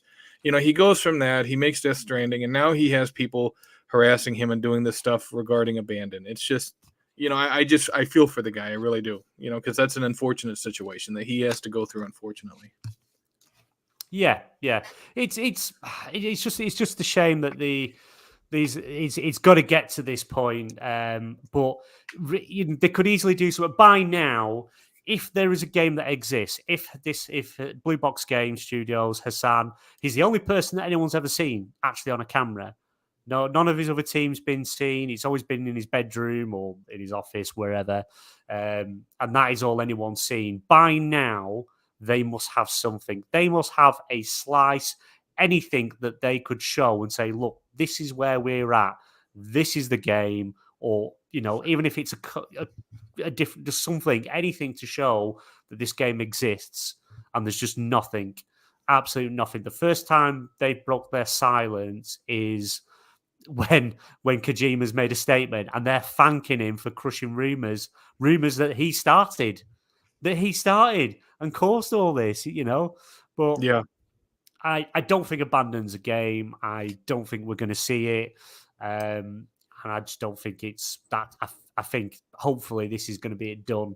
But also on the Kojima side, he's also not having the best time going at the moment because 2 minutes of the game Overdose by Kojima Productions was leaked last week, which again, have you seen the footage? Have you watched it? The horror game? No, I haven't yet. It's a guy with his phone filming it on his phone on I don't know if it's a TV or a monitor or something he's filming, but he sat there topless holding his phone filming it. I don't know where he's got the footage from, where it's surfaced from, but he's managed to get hold of it. But essentially the game's called Overdose. You kind of, from what you can see, you're guiding a character around what seems to be like an abandoned warehouse or abandoned asylum, something like that. Okay, right. The Xbox exclusive that Hideo Kojima was making. Right. But not confirmed. I see. It's not. Nothing's actually been confirmed. Obviously, we know he's working with Xbox. Yeah. Looking at what was shown, I don't think Overdose is the game that's working with Xbox because that deal was only inked a couple of months ago. There's no way they would have made a big chunk of the game before they signed contracts. There's no way they're going to start on anything till contracts are signed. Yeah. I think this Overdose is just another game he was making because they did say earlier this year, late last year, that they did have multiple projects in development. Maybe it was something that he was developing for Stadia, and who knows, or another game for PlayStation or multi-platform. But he literally shows this walking around with like a torch, looking around, and then like someone's chasing you, and she runs and hides. Then this creature thing gets her, kills her, and it just comes up as game over. And then it says Overdose, a Kojima Productions game. So obviously that's how we know the game's called Overdose and it's Kojima Productions, but nothing specifies console. If you get a chance, have a look at it later. And anyone in chat, if you haven't seen it, have a quick look. It's hard not to notice the half-naked man sat there with his phone filming it. It's a bit, it's very off-putting, but it's funny. It's funny, but it's a shame. It's a shame because Kojima, he's quite, he likes to tease things very cryptically over years most of the time, and it's a shame when all this time, effort go into these games and they get leaked and they get spoiled, and it's a shame. And it's a shame with any game. I take God of War Ragnarok over the past week and a half because the game got released early by some retailers, and people thought it'd be fun to play the game and spoil it and post things, and it's just like no need for it. Why? You've got to enjoy that game early. You're kind of ahead of everyone and get to enjoy that. Why spoil it for everyone else? There's just no need. You can't. There's nothing you get out of it. It's just I just can't understand it. And it's I mean, in any games, but it's a shame we've seen this footage. It doesn't really give much away. It gives you an idea what the theme of the game is. But that's pretty much really. So you're not really going to spoil yourself by watching it, but there we go. But yeah, look forward to seeing what we do get from Kojima that he's actually making, not Hassan isn't making. Right. Right. Let's move on to Horizon. This report comes from, again, VGC. You're probably seeing a theme here that I get a lot of my stories from VGC. I just find it quite easy. Everything's always there, always pops up. So I do like to get news from there, and obviously try and send a little bit of credit to the people that have done it, just so I'm not just thinking I've written a report myself or anything like that. So yeah, this is from VGC, posted by Tom Ivan.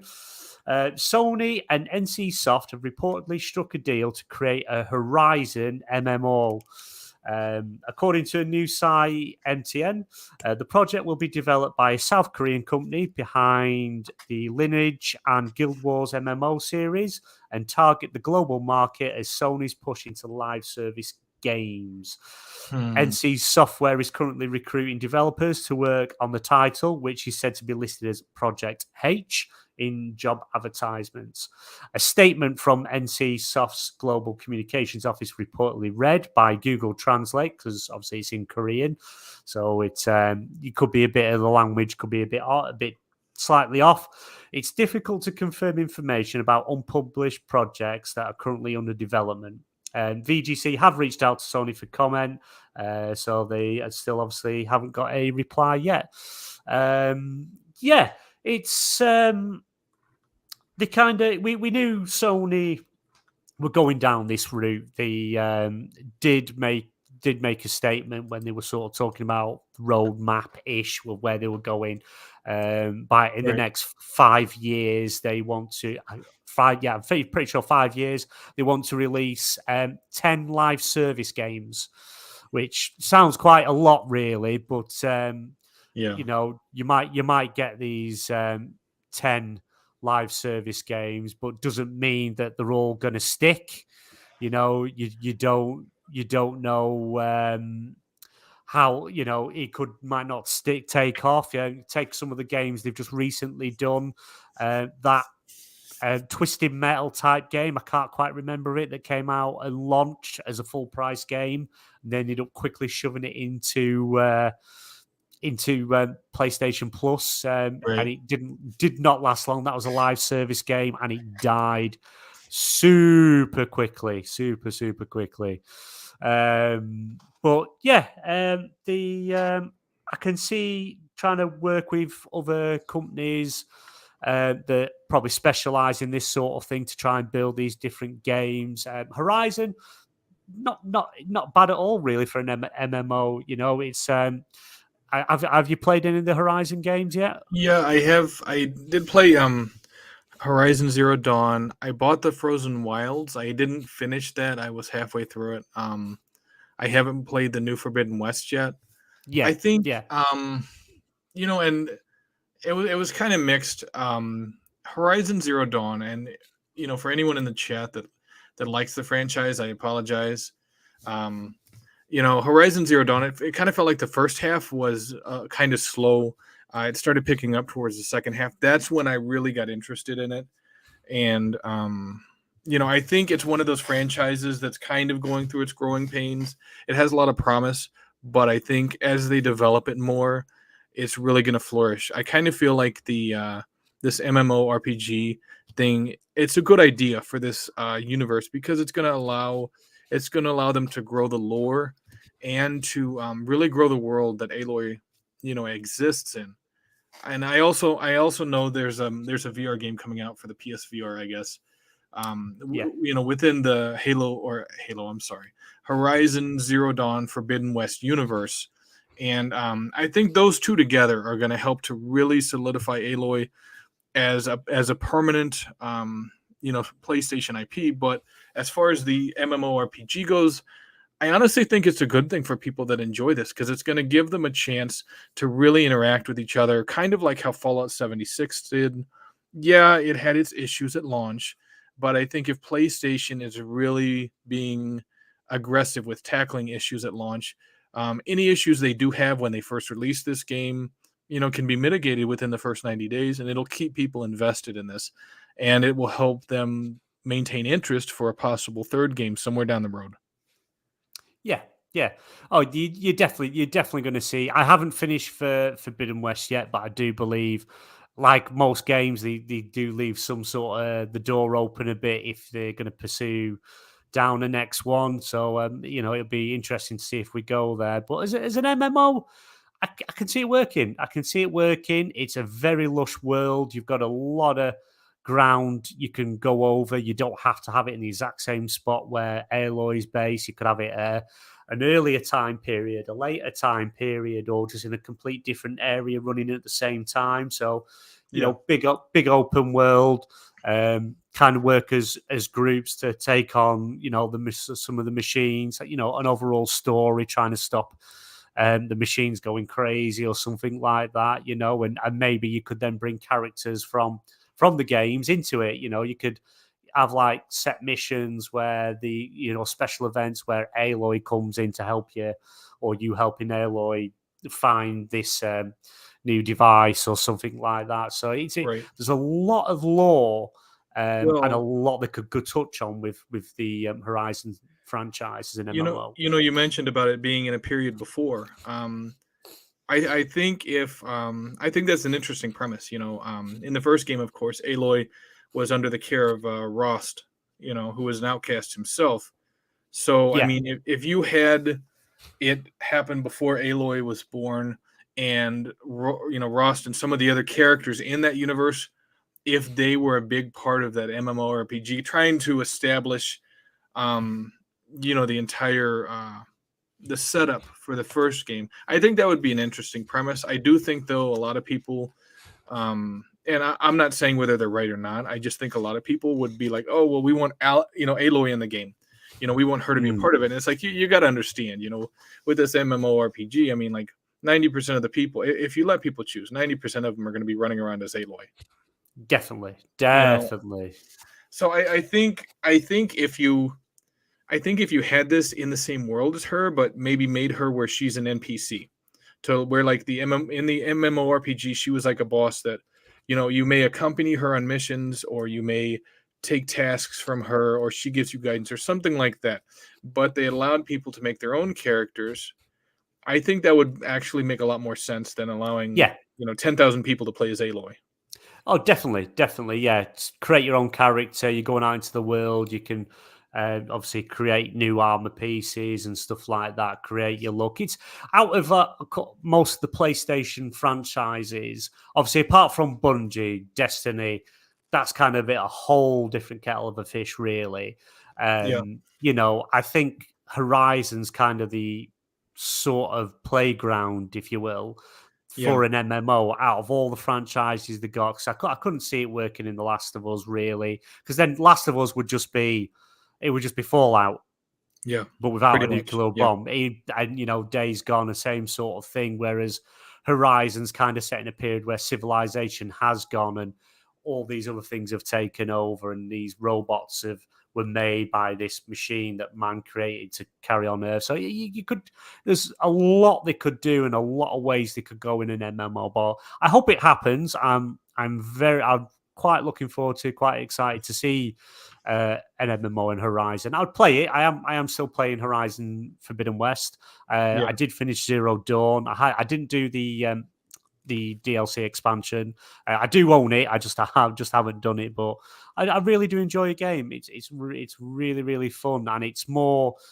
It's the characters. It's not so much Aloy. Aloy, I like her as a character, but I also like the detail and the interactions with the NPCs and the story and the emotions and that they make you feel and the interactions and the world. The world's just absolutely beautiful, and the way they've made these robot dinosaurs and things. They've done an amazing job, and as long as the gorilla can have quite a strong input on the game, on the MMO, instead of just leaving it completely to this third-party developer.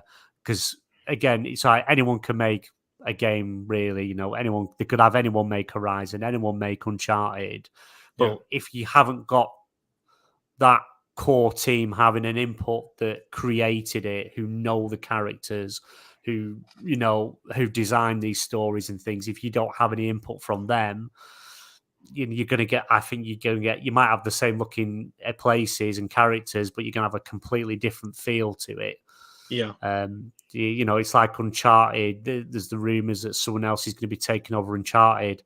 I can't see anyone but Naughty Dog do it, if I'm honest, because I think it wouldn't be the same. I really don't think it would.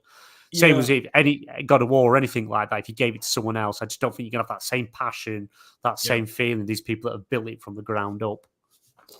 Yeah, and it's like the humor, the the feel of the characters, the chemistry, the way the stories within that universe progress under a specific developer. You're not going to have that if you change developers.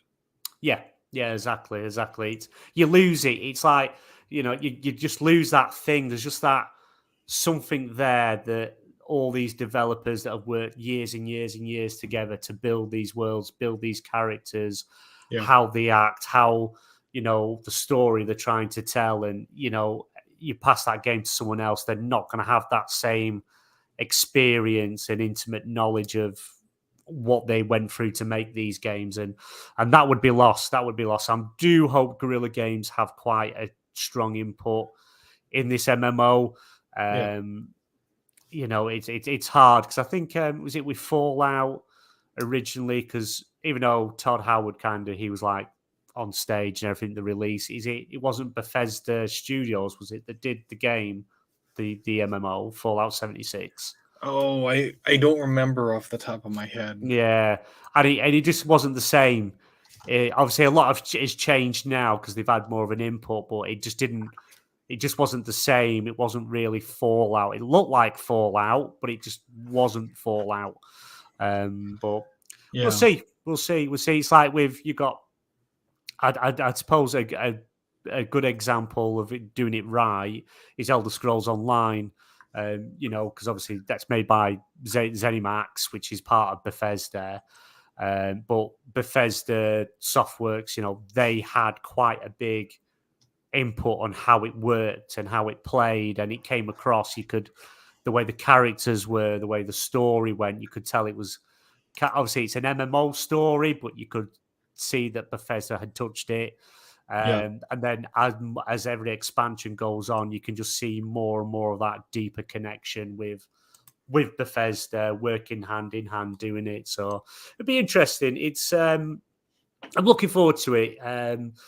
I hope we do see it. I hope it does come out, and I hope it's going to be one of the successful live service games out of the 10, because I believe Bungie are doing one as well. They're doing a new game. Again, it's going to be cross-platform because Bungie have said everything they do is going to be multi-plat, not exclusive. But obviously, to be honest, if you're doing a live service game, having it exclusive to one console, you're limiting your audience. And a lot of times that's not going to work. I don't think PlayStation would be stupid enough to say you can only play it on PlayStation. It's going to be. I don't think you're going to see Xbox, but you'll definitely see PC day and date. PC day and date for all live service games. You won't see them Xbox. You're not going to see Horizon MMO on Xbox. I don't think you're going to see that anytime soon. Yeah, probably not. No, it'd be cool. It'd be cool if it did, but we're not going to see anything like that, I'm afraid. Right, our last topic, again from VGC. It's a bit more public known everywhere, but I like VGC. They're a good bunch over there. Again, posted by Tom Ivan.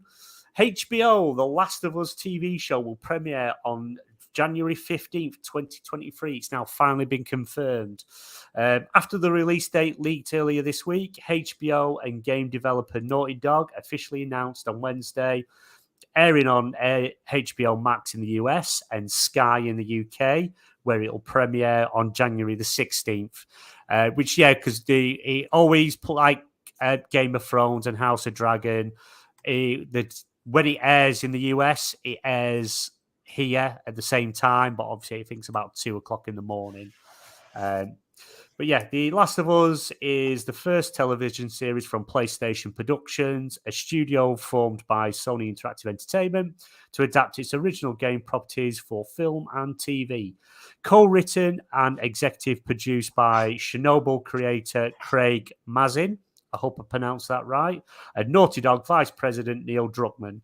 It will cover the events of the first game and may include content based on The Last of Us Part 2.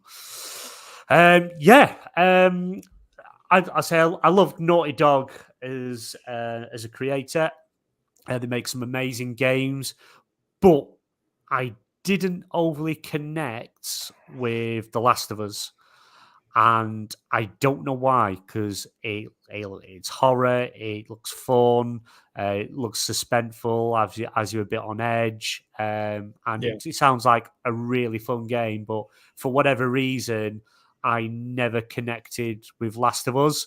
I was very, very tempted to pick up the remaster PlayStation 5 version, but I've held off for now because a game that's been like remastered twice or whatever, I think $70 is just way too expensive. So I'll wait on that one. But I actually, when I saw the teaser trailer for The Last of Us, I was hooked. I was like, I've got to watch it. And then I'm like, do I need to play the game? Do I really need to just push myself through it, get the game and play it? But I'm really looking forward to it. It's great cast. Is it Pedro Pascal? He's playing Joel, and Bella Ramsey's playing Ellie. So it's good cast, good actors. Pascal is absolutely amazing in anything he does anyway. He does a lot of TV, he does a lot of film. But I'm really looking forward to it. HBO generally make good content. Neil Druckmann is just his mind, and anything he does is just amazing. And the fact that they're quite hands-on, literally hands-on, there on set, helping make this series. You just know it's going to be magic. You know it's going to be fire. The trailer just looked amazing, and we only got a brief look at it. And we haven't got long to wait either. It's only a couple of months away, and we're going to be watching it. And I'm really looking forward to it. Is it something that you would watch? Is it something you'd be interested in? Do you like the Last of Us series? I mean, I pre-ordered The Last of Us Part 1 when it came out on PS3, and I actually played it for a few days, returned it to GameStop. I was like, oh, this isn't for me. But, the next generation, when I got a PS4, a free copy of The Last of Us Remastered came with it. And I said, oh, what the hell? I'll play it, right? And, and my wife had encouraged me. She said, oh, it looks like something that you'd actually enjoy if you give it some time. And I played through The Last of Us Part 1. I didn't play another game until I finished my playthrough, and I was just blown away at the level of storytelling, at the quality of the relationship between Ellie and Joel. And I know Neil Druckmann. He was a big part of The Last of Us Part 1 and Part 2. He understands, the emotional. He understands the emotional chemistry that they have to have. The dire world that they exist in, and how it shapes the two of them, and I think there's no other person that would know more about those two characters than Neil Druckmann, and having him on set is definitely a good thing. From everything I've seen from the Last of Us TV show, it looks like it's going to be very faithful to the content, to the source material, without being a step for step remake, which is good. You don't want a video game adaptation going to movies or television to be exactly 100% like it was in the games, because we've said this before, a video game can be anywhere from 20 hours to 100 hours, and there's just no way you're going to have that in a television show or even in a movie. No. And so the fact that he's on set, the fact that he understands the strengths of this series and what really pulls on people's heartstrings, I think those are all good indicators that this show is going to be phenomenal. I know HBO has a very well deserved reputation for making quality shows. They have for Yeah. years, and I would say if one show would motivate me to get the HBO streaming service, it would probably be The Last of Us. I know they had Game of Thrones and other quality, quality TV shows in the past, and I just, I have other services, like I have Peacock and I have Tubi and like a couple other ones. But just for The Last of Us, especially since my wife was a big fan of the franchise as well, I would say that would probably be one television show that would motivate me to get the HBO streaming service. Yeah. It's knowing who's working on it, everything that's going into it, the cast. It's really, really, really looking forward to seeing it, and it does. It's kind of like a lot of people saying, "Why have you remastered, however you see it, of Last of Us Part 1? Why have you done it? Why have you done it?" And it's like, because of this. This is why, because this game's going to be out now. People are going to watch that show, and they're going to do what they did with The Witcher. They're going to go and play Witcher 3. Witcher came, and the sales of Witcher 3 and game interactions went through the roof. Everybody was playing it. Everybody was watching it. Cyberpunk, I know Cyberpunk's very divisive. Gone through some really rough sides, and I know they've greatly improved it. Apparently, it's a really, really good game now. I will come back to that eventually. I'm just not quite ready for that one yet. But they released on, was it Netflix, Cyberpunk Edge Runners? Yeah. Amazing anime. I'm not anime, but I am going to watch it. I do need to watch it, and I will watch it. And literally, people just flock to Cyberpunk, and it's like, this is an amazing game, So this is, Sony are playing that bit of a longer game. Let's get it out before the holidays. Let people play it. Let's get, people get it re-reviewed. Pretty much the same reviews, but things have improved. And now literally this series will come out in January, and people will buy this game. People will be looking for PlayStation 5s, and they will be buying that game. So, and it's thinking, it's like thinking ahead. They know they're going to make money on it. They know people are going to buy it. They know people are going to get part 2 because they're going to do the first one, watch the series, play the first game, and then want to do the second game to see when they do a second series how much of that's in that. So, it's all going to make money. It's all going to make money. But no, it's fair play to them, and it looks like they've done a good job. I'm looking forward to that, the Twisted Metal series. Yeah, I've heard they're making a show about Twisted Metal. Yeah, with Anthony Mackie, who plays the new Captain America. Right. He's the main guy in it. But yeah, that's coming to Peacock mid next year, I think it is. Interesting, very good. Yeah, so they apparently wrapped up production and stuff now. So Will Arnett's playing the voice of Sweet Tooth. So. Well, and I know a lot of people are wanting a Twisted Metal reboot, and I think it's going to surprise the hell out of a lot of people if right before this television show is about to come around and be a thing, if Sony surprises everyone and said, "Oh, by the way, we have a Twisted Metal reboot. Here you go." It'll blow everybody's minds. They'll be like, "Oh my god!" I'd love to see. I'd love him to get David Jaffe back. He's the original creator of Twisted Metal. Yeah.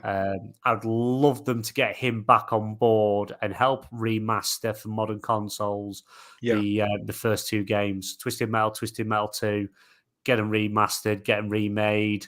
I'd love him to come back and do that, but I don't think it would happen. I don't think Jaffe would be willing to do it, but if he did, it'd be awesome because he's got a brilliant mind as Jaffe. Yeah. He was also the original lead and creator on God of War, the original games. Yeah, it was David Jaffe. So it's very interesting. Future of PlayStation, future of all these consoles are looking bright, and we're kind of kind of at that stage now. We're the back end of the year. PlayStation's biggest games came out today. Obviously, if no one does know, if you're under a rock or anything like that, God of War Ragnarok is out now. It'll be interesting. Hopefully, maybe in a couple of weeks or something, we can sort of have a thing going with a chat and and see what else we can get on and have a good conversation about God of War. No spoilers though. I won't spoil the game. I can talk about it without spoiling it and giving stuff away. But because he's got to have time. Maybe one day we'll see. Maybe we can have in the future we'll have a spoiler cast on something or something like that. But yeah, no, actually, that kind of brings us to the end of the show now. It's all topics are done. That was it was a lot to get through for our very first show. We are a panel member down. Sarah Crazy Will from Twitch was meant to be joining us this evening, but sadly she's not feeling so good. So hope you get better soon. So we've managed with just the two of us, and I think it's gone all right. I want to thank everybody for joining us tonight, everyone that's been in and out the chat, people that are watching, everyone that's going to watch across podcasts and on demand later. It's much appreciated. If you enjoyed the content, if you like what you're seeing, you want to see more, got any suggestions, got any questions you'd like us to answer on next week's show or future shows, you can drop them to me on Twitter, you can drop them on the YouTube comments, over on XBL. DM me, my DMs are open. Sentinel as well, you can drop him messages if you anything you want to ask on show. But no, thank you very much for the people that are here for our very first show. It's so much appreciated. It means a lot to me. I know it means a lot to Sentinel, because I say, if anyone missed the news, Sentinel has officially joined XBL. He's part of the XBL family, and this is his first show where he's official panel member on. So I just want to say thank you, Sentinel, for coming along with this as well with me. It was a bit daunting for first PlayStation podcast I've actually done, so it's been interesting, but no, thank you very much. Yeah, it was a blast. Thanks for having me on, and thanks for making me a panel member. I appreciate it. No, very, very welcome. Thank you for agreeing to join. Do you want to tell everyone where they can find you? Yeah, sure. I have a YouTube channel. I do have to upload the Modern Warfare 2 video that I've been working on for a while, but Sentinel 17 Gaming is where you can find me on YouTube. I'm also on Twitch and Twitter. It's the same handle for both. It's Sentinel 17, but it's alphanumeric, so it's S3NT 1N3L17. I usually live stream 5 or 6 days a week. You can check me out there. I am on Twitter a hell of a lot more than I probably should be, but you can find me on there. And follow me, obviously, if you're not following me already. Yes, definitely. Give Sentinel a follow. Check out his content. Does some amazing work, and he's an awesome dude to talk to. And it's obviously, as you can probably tell from the conversation tonight, it's been good. It's been good. I'm BMG. You can find me on Twitter at BMG. Find me home here. Over on XBL, there's tomorrow night we have Gaming Room 101 with the host Jinner. So yeah, keep an eye out on the socials for more information on that coming out soon. We are on our way to 1,000 subscribers. Once we hit 900, there's going to be a giveaway of some games as well as a 3-month Game Pass. And once we hit 1,000 subscribers, there's going to be a very big bundle of games. Don't ask me which games, because Ash deals with all that, but it's a big, huge bundle of games. And we are going to be giving away some more Game Pass as well. And I think as well, what we'll probably do is when we hit 900 subscribers, I'll have a giveaway over on here as well for the PSN Party Podcast. So keep an eye on that. If you like what you see, like, share, subscribe. And other than that, we will catch you next week. See you later, guys. Later.